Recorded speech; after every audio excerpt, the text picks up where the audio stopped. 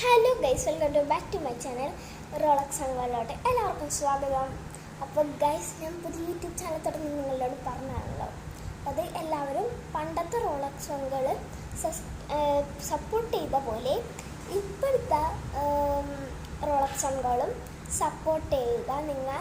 അപ്പോൾ എനിക്ക് ഒത്തിരി സന്തോഷമുണ്ട്. എനിക്ക് കുറേ വ്യൂസ് ഇപ്പോൾ കുറേ 100 സംതിങ് ആയിട്ടോ, 57 ലൈക്സും 1 കമൻറ്റും 10 ഷെയർസ്